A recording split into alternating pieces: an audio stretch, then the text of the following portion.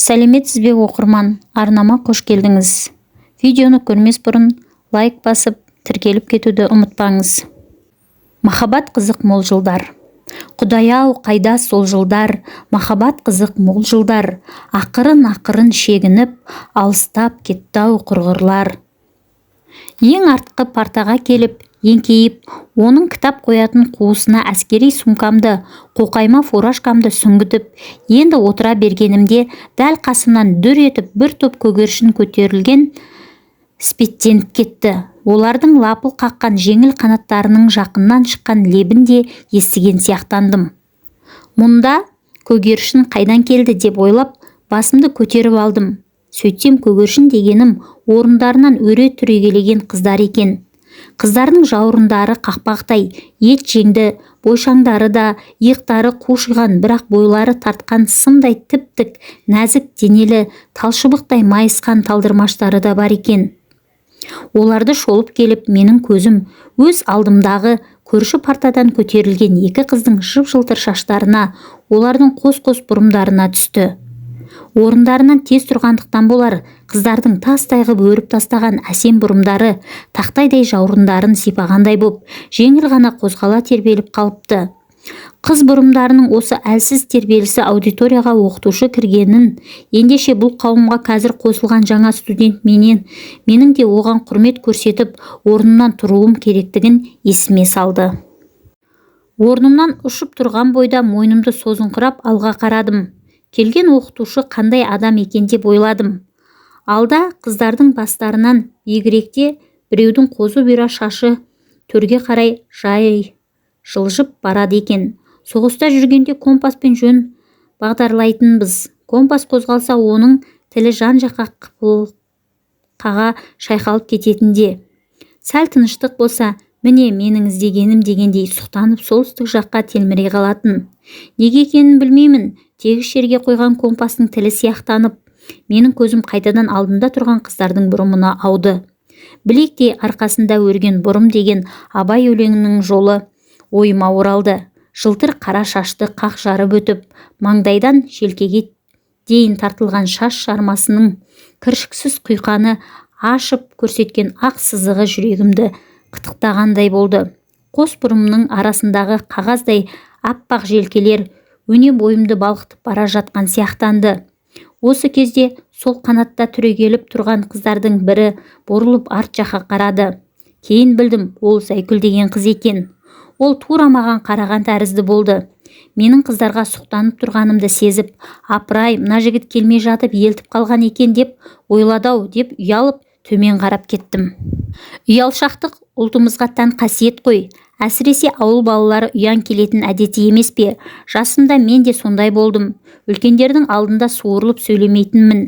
Әйелдердің бетіне қарамайтынмын. Жақсы көрген қызымның жанына жолай алмайтынмын. Соғыстан қайтып оралғанша әйел алдындағы өзімнің осы ұялшақтығымның қандай күйде екенін білмейтін едім. Оны енді сезе бастадым. Жаңа қыздар толы аудиторияға кіріп келгенде бірінші рет ұқтым. Сол бұрынғы бала күнгі қалпымда екенімді білдім. Бірақ бала күнімде менің қыздардың сыртынан сұқтана қарауға да батылым бармайтын еді.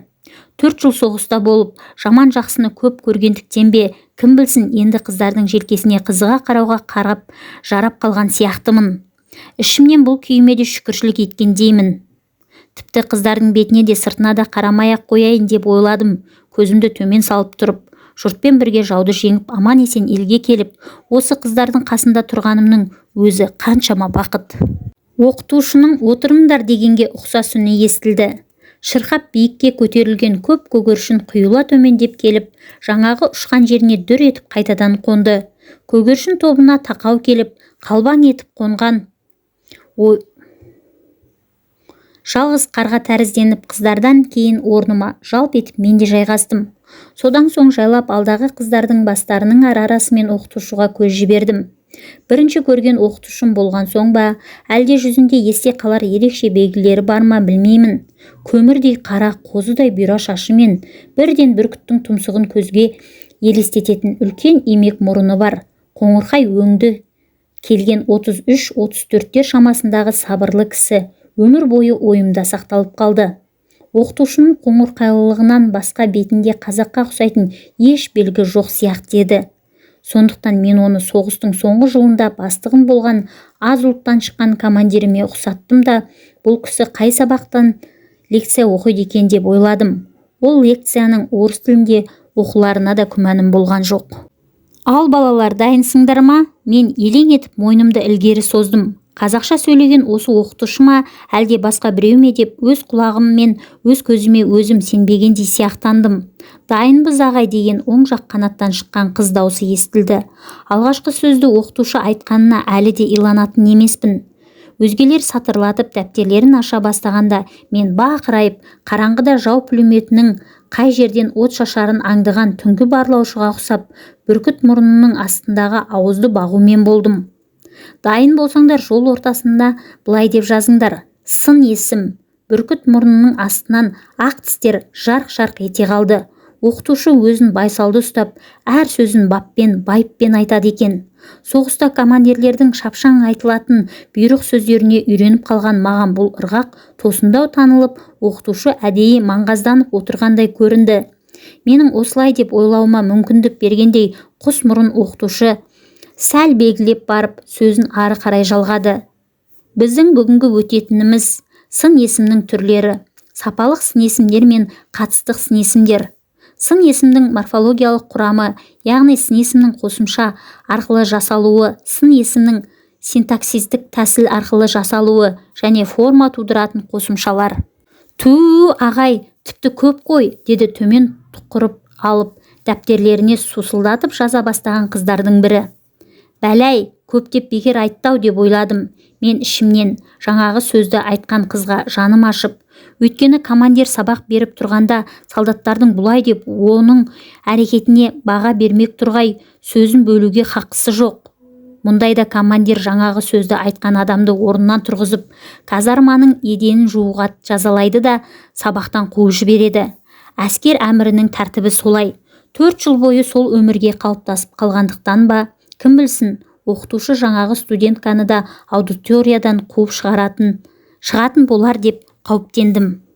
Бірақ ол сөз оқытушының кәперіне де мүлде келген жоқ. Программа бойынша солай ғой деді де лекциясына кірісті.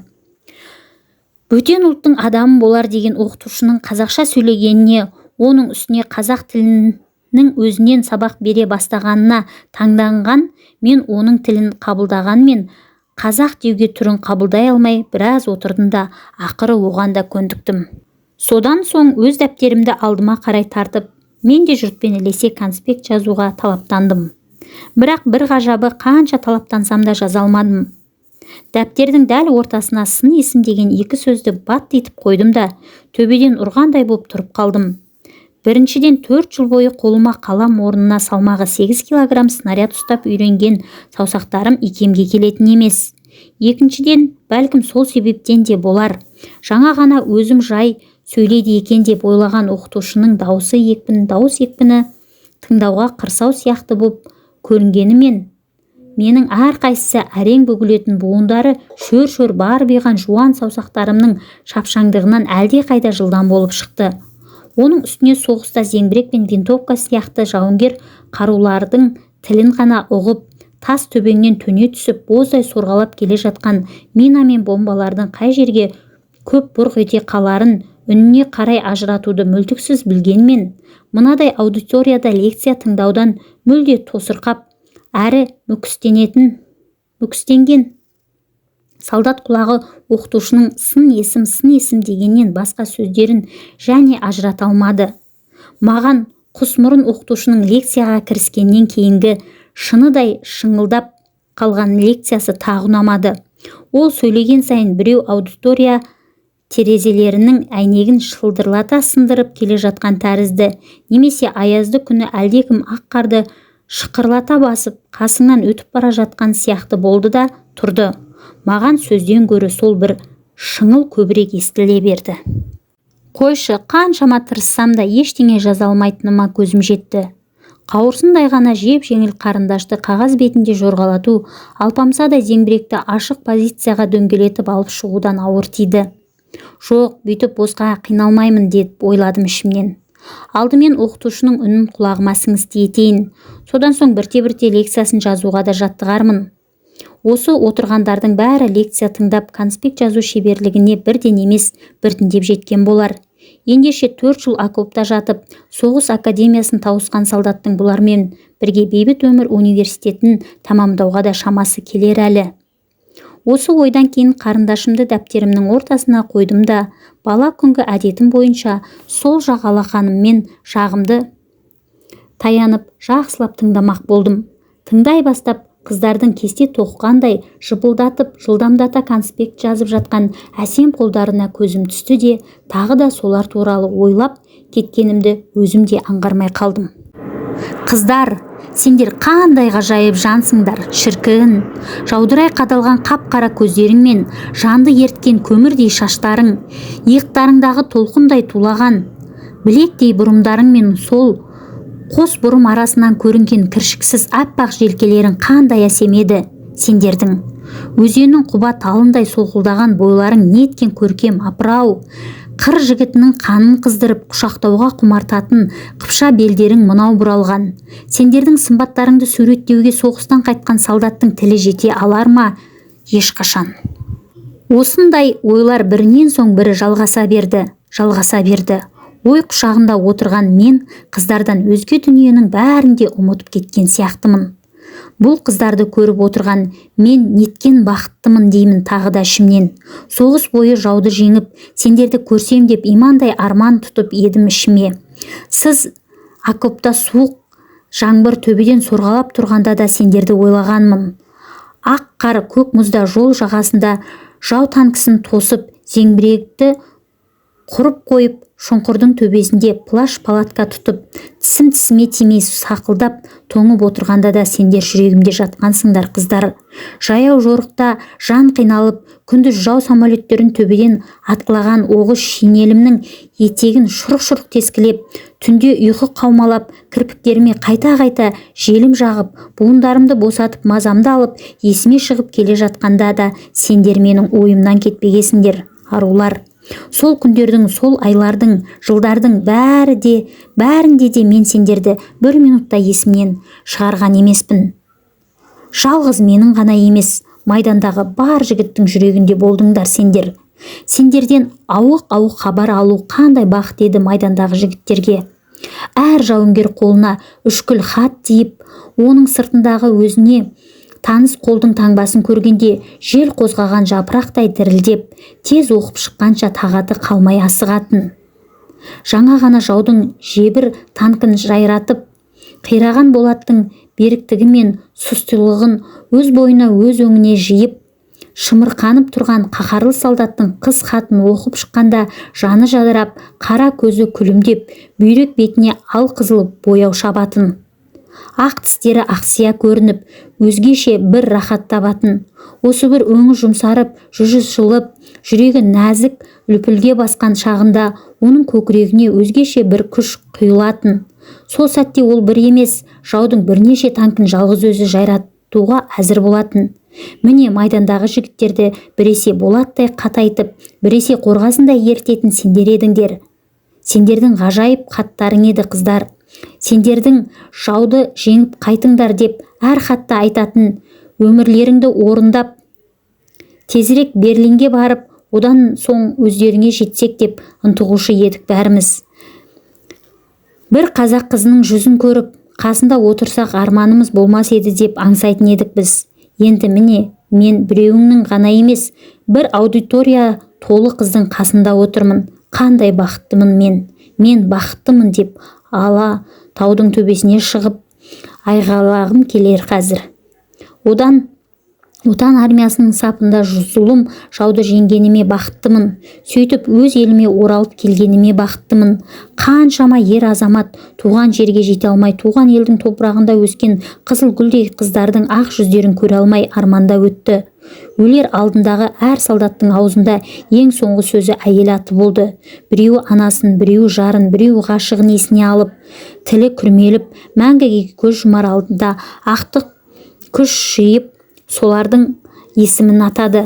олардың өздеріне деген махаббатының қарызын солдат сол бір ауыз сөзді ұмытпай айтып өтуге тырысты. Содан кейін отан сүйгіш, ана сүйгіш, жар сүйгіш солдат жаны мәңгіге тыншықты. Осындай ойлар арынды өзеннің ақжол толқынындай төпеп, бірін-бірі қуып жөнелді келіп. Мен өзімде қыздарға деген осынша мол, нәзік сезімдер бар екенін бұрын да білетін едім. Сол сезімдердің бүгін университетке түсіп, алғашқы лекцияға қатысқан сәтте-ақ ағыл-тегіл ағылғанына таңдандым. Қой, мұным болмас. Университетке алынбай жатып, аңсарым қызға ауған несі? Мен мұнда қызға қырындаймын деп емес, оқимын деп келіп едім ғой. Ендеше қыз туралы ойлаудан тыйылуым керек деп өзіме өзім тоқтау салмақ та болдым. Бірақ айы күні жеткен әйелді ауық қинаған толғақтай әлі де бір арылмас мазасыздық менің бойымды билеп, барған сайын бастағы ой ерістеп ершелене берді. Ұлы отан соғысында біз жауды қаруымыздың, самолеттің, танктың, артиллерияның құдіретімен жеңдік деп ойладым мен онан әрі. Сол сияқты алаулаған асыл махаббаттың күшімен де жеңдік. Біздің жүрегімізде отанға, анаға, сүйген жарға деген шексіз махаббат болды. Соңғы күш алдыңғының қуатты қозғаушысына айналды да, өлім мен өмірдің арпалысындай айқаста біз жеңіп шықтық. Меніңше махаббат дүниедегі барлық күштің көзі, барлық қуаттың бұлақ бастауы. Онсыз еш жерде жеңіс жоқ. Ендеше қыздар, махаббаттың мөлдір бастауы сендерді көргенде қалай тебіренбейін, қалай қуанбайын мен. Кеше өгей Европадан өз Европама жеткенше асығып ем. Өз Европам, өз Азиямдай қуанышпен қарсы алды мені. Жолдағы ағайын жұрттың жылы жүзі, ыстық ықыласы жүрегімді тербеп, ежелден таныс үнді славян сөздері құлағыма тәтті күй боп құйылды. Ал өз Қазақстаныма жеткенімдегі күйім қандай болды десеңші. Ауызбен айтып жеткізе алмаспын мен оны. Жол бойындағы жадау разъезд, жапырайған қазақ ауылдары қоңырайып алдымнан шыққанда, батыс Европаның салтанатты сарайларынан артық көрдім мен оларды. Үй жанында үймелеп күз тіршілігін жасап жатқан жүдеу жүзді, жалбыр киімді ауыл адамдары көзіме шалынғанда жүрегім елжіреп, еріп қоя берді шайға салған қанттай боп. Осы кезде көңілді 500-ші поезд деп аталатын әскерден қайтқан солдаттар тиелген қызыл вагонды ұзын составтың Қазақстанның шеткі шағын станцияларының біріне келіп тоқталғаны көз алдыма елестеді. Тәкен деген жолдасым вагоннан қарғып түсті де пойызға сүт, айран, жұмыртқа алып шыққан әйелдердің қасына барды да одыраңдап: «Апалар, амансыңдар ма? Бәріңізге мың сәлем» деді. Ол бас иіп: «Айран бар ма?» «Бар шырағым, бар» десті әйелдер. Жолдасым бір банка айранды басына бірақ көтерді. Содан соң түбінде қалған жұғынан жинап алып бетіне жақты. Қап-қара жігіттің беті албажақ болып шыға келді. «Мұның не шырағым?» деді айран иесі қартаң әйел таңданып. «Мұным қуанғаным апа, сұрапыл соғыстан аман келіп, туған жерге табаным тиіп, сіздей апамның қолынан айран ішкеніме қуанғаным. Туған елдің дәмін татқаныма қуанғаным. Айранның қалғанын бетіме жаққаным, балалық күнім есіме түсіп, еркелегенім апа. Сізге еркелегенім, Қазақстанға, халқыма еркелегенім».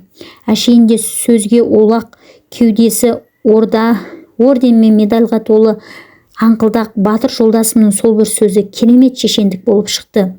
«Алда бақырай, елдің сағынған екен ғой. Алда бақырай, елді сағынған екен ғой» деп сол жерде әйелдердің бәрі тегіс жылап жіберді. «Қай жердікісін, шешең бар ма еді?»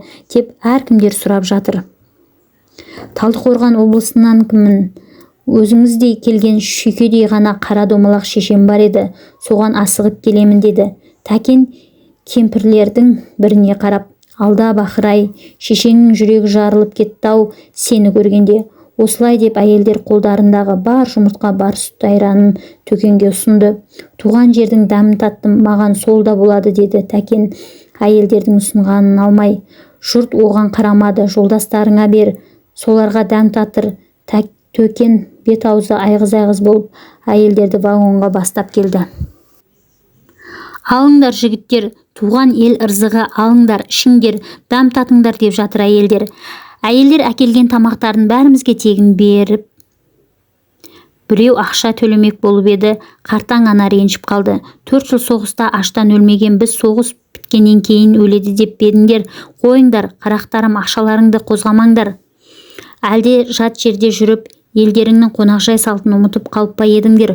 Бұл сөзге жауапты тағы да Тәкең берді. Жоқ апа, ұмытқанымыз жоқ, деді ол. Онда біз мұны халықтың майданнан жеңіспен келген жігіттерге шашқан шашығу деп қабылдайық. Жөн, сөйтіңдер, деп әйелдер разы боп қалды. Осы кезде біздің пойызымыз гудок беріп ілгері қозғалды. Зымырап келе жатқан пойыздың есігінен етектегі елге қарап отырған менің есіме данышпан жиренше түсті.